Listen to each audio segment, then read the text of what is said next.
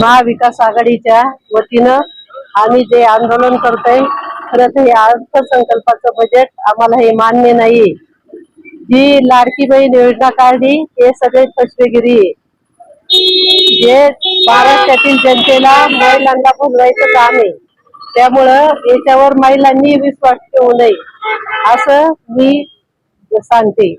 आणि महाराष्ट्रात जे काही अन्यायाचं वातावरण निर्माण करायचं काम चाललंय, त्याला ह्या महाविकास आघाडीतून मी माझ्या महिलांच्या वतीने निषेध जाहीर करते। जय हिंद, धन्यवाद। केंद्र सरकारचा निषेध असो, नरेंद्र मोदी सरकारचा धिक्कार असो। अर्थसंकल्पात एकच दोष महाराष्ट्र रोज, महाराष्ट्र रोज। अर्थसंकल्पात एकच दोष महाराष्ट्र रोज, महाराष्ट्र रोज। अर्थसंकल्पात एकच दोष महाराष्ट्र रोज, महाराष्ट्र रोज। अमित शहा नरेंद्र मोदीचा धिक्कार असो, शरद पवारांचा अपमान करणाऱ्या शक्तींचा धिक्कार असो। छत्रपती शिवरायांच्या पुतळ्याला साक्ष ठेवून आळेफाट्याच्या या प्रमुख चौकामध्ये जुन्नर तालुका राष्ट्रवादी काँग्रेस पक्ष आणि महाविकास आघाडीच्या वतीनं केंद्र सरकारनं काल जो अर्थसंकल्प मांडला, त्या अर्थसंकल्पाचा जाहीर निषेध करण्यासाठी आम्ही सगळेजण उपस्थित आहोत। अर्थसंकल्प मांडताना एक बाब ठळकपणानं निदर्शनास आली, देशामध्ये सर्वात जास्त महसूल देणारं राज्य महाराष्ट्र राज्य, परंतु आज आकडेवारीत जर पाहिलं तर 5व्या क्रमांकाचा निधी महाराष्ट्रातल्या या सरकारला दिलेला आहे। बिहार असेल, आंध्र असेल, या ठिकाणी तुम्हाला सत्तेचा टेकू त्यांच्याकडनं मिळतोय आणि म्हणून हातबलतेनं तुम्ही प्राथमिकता महाराष्ट्राची असताना सुद्धा महाराष्ट्राला त्या ठिकाणी डावललंय। मध्य प्रदेश, उत्तर प्रदेश या राज्यांना बाकी वरचं स्थान तुम्ही या अर्थसंकल्पामध्ये विविध योजनांच्या माध्यमातून दिलेलं दिसतंय। अनेकांनी अर्थसंकल्पावर अर्थतज्ञांनी त्या ठिकाणी आपल्या भूमिका मांडताना हा देशाचा खरा कणा जो आहे तो शेतकरी आहे, परंतु त्या शेतकऱ्याच्या उत्थानासाठी काही केलेलं दिसत नाही। आमच्या सहकार्याने आता म्हटल्याप्रमाणे लोकसभेच्या निवडणुकीमध्ये या महाराष्ट्राला महाविकास आघाडीच्या माध्यमातून महायुतीच्या सरकारला जोरदार चपराक दिली, त्याचा सूड उगवण्याच्या भावनेतनं तुम्ही या ठिकाणी आमच्या तोंडाला पानं पुसण्याचं काम करताय। दुर्दैव या गोष्टीचं आहे की सध्या राज्यात महायुतीत सत्तेत असलेले, काल आमच्यामध्ये असलेले आणि आमच्या विचाराची त्या ठिकाणी भूमिका मांडत असताना आज बाकी मूग गिळून बसलेले दिसतात। ही दुर्दैवाची गोष्ट आहे। उद्याच्या विधानसभेच्या निवडणुकीमध्ये ही सर्वसामान्य जनता आहे, माझा कष्टकरी शेतकरी असेल, शेतमजूर असेल, या प्रश्नाचा जाब विचारतील किंवा मतदानामधून तुम्हाला त्या ठिकाणी उत्तर देतील। अशा प्रकारचं झुंडशाहीचं राजकारण तुम्हाला करता येणार नाही। म्हणून मधल्या कालखंडामध्ये देशाचे नेते म्हणवणारी काही मंडळी इथे या पुण्यामध्ये येऊन आदरणीय शरदचंद्रजी पवार साहेब, त्याचप्रमाणे उद्धव ठाकरे साहेब यांच्यावर अत्यंत आपण खालच्या दर्जाचे आरोप त्या ठिकाणी करता। महाराष्ट्राची जनता स्वाभिमानी जनता आहे, म्हणून त्यांना हे तुमचे बोल रुचत नाही। उद्याच्या काळामध्ये निश्चितपणाने याचा जाब तुम्हाला दिला जाईल। आज आम्ही सगळेजण अल्प सूचनेवरनं दिवसभर पावसाचं वातावरण असताना सुद्धा सरकारच्या या अन्यायी भूमिकेला त्या ठिकाणी वाचा फुटावी म्हणून या चौकामध्ये सगळेजण जमलो। आम्ही या अर्थसंकल्पाचा आमच्या या संघटनेच्या वतीनं जाहीर असा निषेध करीत आहोत। धन्यवाद। तुमचं जरा खाली करायची गाव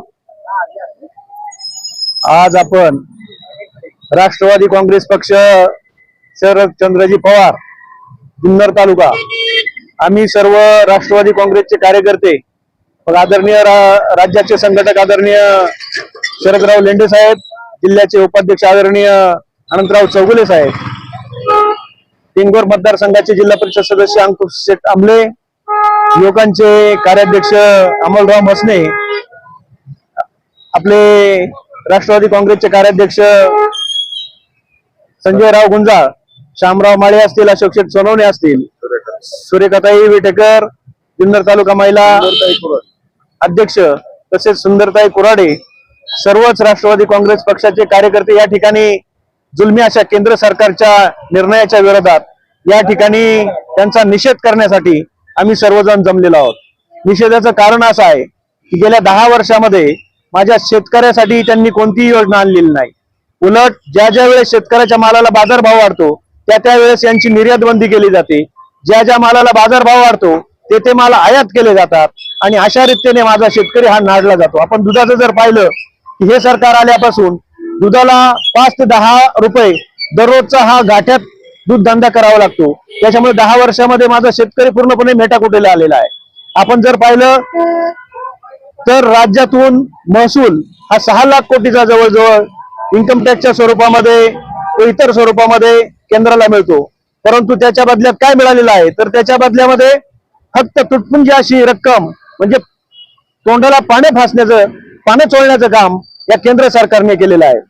आपण पाहिलं की गेल्या 10 वर्षामध्ये आपल्या जुन्नर तालुक्यात आमचा हा जुन्नर तालुक्यातील शेतकरी हा शेतीप्रधान शेतकरी आहे. मग त्याच्यामध्ये कांदा उत्पादक असतील, टोमॅटो उत्पादक असतील किंवा इतरही शेती पिकवली जाते. त्याच्यामध्ये या केंद्राने शेतकऱ्यांसाठी आमच्या जुन्नर तालुक्यातील उत्पादकांसाठी कोणताही चांगला निर्णय घेतलेला नाही. एवढंच नाही तर सोयी सुविधांच्या बद्दल सुद्धा इतका जीएसटी आणि इतका इन्कम टॅक्स महाराष्ट्रामधून जात असताना महाराष्ट्राच्या वाट्याला काहीही दिलेलं नाही. जणू काय महाराष्ट्राचा सूड हे केंद्र सरकार उगवत आहे. आपण पाहिलं की शेतकऱ्यांवरती प्रेम करणारे, शेतकऱ्यांसाठी आपलं आयुष्य घालणारे आदरणीय शरदचंद्रजी पवार साहेब असतील, आदरणीय उद्धवराव ठाकरे असतील किंवा काँग्रेसचे अध्यक्ष राहुलजी गांधी असतील, हे सर्व शेतकऱ्यांसाठी आणि माझ्या महाराष्ट्रातील जनतेसाठी पूर्णपणाने आपल्या ताकदीनुसार जे काही सर्व काय आहे ते सर्व पणाला लावून माझ्या शेतकऱ्यांसाठी झगडत आहेत. परंतु हे सर्व करत असताना त्यांचाही पक्ष फोडण्याचं पाप या केंद्र सरकारने आणि युती सरकारने केलेलं आहे. नुसतंच एवढ्यावर येऊन थांबलेलं नाहीत तर माझ्या सर्व नेते मंडळींना, जे काही आघाडीचे नेते मंडळी आहेत त्यांना ते शरण जात नाहीत. मग त्यांच्यावर जीएसटीच्या संदर्भात काही कारवाई असेल, इन्कम टॅक्सच्या संदर्भात काही कारवाई असेल, ईडीच्या संदर्भात काही कारवाई असेल आणि खोटे गुन्हे दाखल करून त्यांना अडकवण्याचं काम करत आहेत. एवढंच नाही तर तुम्ही आमच्याकडे या, नाहीतर तुम्हाला जेलमध्ये टाकू, अशा धमक्या सुद्धा दिल्या जात आहेत. परंतु हे सर्व करत असताना माझा महाराष्ट्रातील शेतकरी मात्र त्यांच्या विरोधात आहे. मग माझा महाराष्ट्रातील शेतकरी युती सरकारकडे ओळख नाही, म्हणून आपण त्यांचा सूड उगवण्यासाठी ते आमच्या महाराष्ट्रातील शेतकऱ्यांसाठी कोणताही निधी किंवा अर्थसंकल्पात तरतूद केलेली नाही. आणि याच्यासाठी आम्ही सर्वजण जुन्नर तालुक्यातील सर्व शेतकरी असतील, राष्ट्रवादी काँग्रेस शरदचंद्र पवार पक्षाच्या वतीने केंद्र सरकारचा असा जाहीर निषेध करण्यासाठी या ठिकाणी जमलेलो आहोत. म्हणून आम्ही केंद्र सरकारचा पूर्णपणे जाहीर निषेध करत आहोत आणि येत्या भविष्य काळामध्ये याचं उग्र रूप धारण केलं जाईल. त्याची किंमत त्या महाराष्ट्र सरकारला आणि केंद्र सरकारला चुकवावी लागेल अशी मी त्यांना चेतावणी देतो. आणि जर उद्या भविष्य काळामध्ये उग्र रूप धारण केल्याच्या नंतर काही जर चुकीच्या घटना घडल्या तर त्याला संपूर्ण केंद्र सरकारनं आणि राज्य सरकार जबाबदार असेल असं मी जुन्नर तालुक्याचा अध्यक्ष म्हणून त्यांना चेतावणी देतो आणि माझे 2 शब्द थांबवतो. धन्यवाद. जय हिंद, जय महाराष्ट्र. आज आळेफाटा चौकामध्ये 2 दिवसापूर्वी केंद्राचा जो अर्थसंकल्प जाहीर झाला, तो अर्थसंकल्प पाहिल्यानंतर तो फक्त बिहार आणि आंध्र प्रदेश या 2च राज्यांसाठी सादर केलेलं काय, अशा पद्धतीची परिस्थिती या अर्थसंकल्पाच्या माध्यमातून त्या ठिकाणी एनडीए सरकारने निर्माण केलेली आहे. आणि आताच माझ्या अगोदरच्या वक्त्यांनी या ठिकाणी उल्लेख केला की अर्थसंकल्पामध्ये सर्वात जास्त वाटा हा महाराष्ट्राचा असताना, एवढा मोठा महसूल महाराष्ट्र राज्य देत असताना, महाराष्ट्र राज्याला त्यामध्ये निधी देत असताना खूपच मोठा असा अन्याय केलेला आहे. आणि या अन्याय करून ते नुसते थांबले नाही तर मध्यंतरीच्या काळामध्ये ज्यावेळेस आपल्या देशाचे गृहमंत्री महाराष्ट्राच्या दौऱ्यावर आले, त्यांनी आदरणीय देशाचे नेते शरदचंद्रजी पवार साहेब यांच्यावर भ्रष्टाचाराचे सरदार आहेत अशा पद्धतीची टीका केली.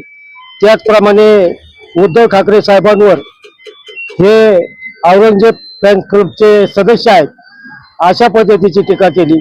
आणि ज्या मध्यंतरी लोकसभेच्या निवडणुका झाल्या त्यामध्ये या एनडीए सरकारचा महाराष्ट्रामध्ये त्यांना घोर असं अपयश आलेलं आहे. आणि ह्या अपयशाचा बदला घेण्यासाठी त्यांनी ह्या अर्थसंकल्पामध्ये महाराष्ट्रावर मोठ्या प्रमाणावर अन्याय केलेला आहे. आणि ह्या अन्यायाचा निषेध करण्यासाठी आज ही सर्व नेते मंडळी या ठिकाणी आळेफाट्याच्या चौकामध्ये उपस्थित आहेत. त्यामध्ये ज्येष्ठ नेते अनंतरावजी चौगुले साहेब असतील, त्याचप्रमाणे ज्येष्ठ नेते शरदरावजी लेंडे असतील, तसेच जुन्नर तालुका शरदचंद्र पवार गटाचे तालुक्याचे अध्यक्ष तुषारभाऊ थोरात असतील, त्याचप्रमाणे वेठेकर ताई असतील, कुराडे ताई असतील, त्याचप्रमाणे अशोक शेठ सोनवणे आहेत, त्याचप्रमाणे या ठिकाणी पाडेकर साहेब असतील, अशी अनेक नेते मंडळी या ठिकाणी उपस्थित आहेत. आणि एवढं पावसाळ्याचं वातावरण असताना सुद्धा या सरकारच्या निषेधासाठी ही मंडळी या ठिकाणी सहभागी झालेली आहेत. आपण सर्व मिळून या सरकारचा जाहीर निषेध करत आहोत. एवढंच बोलतो आणि थांबतो. धन्यवाद.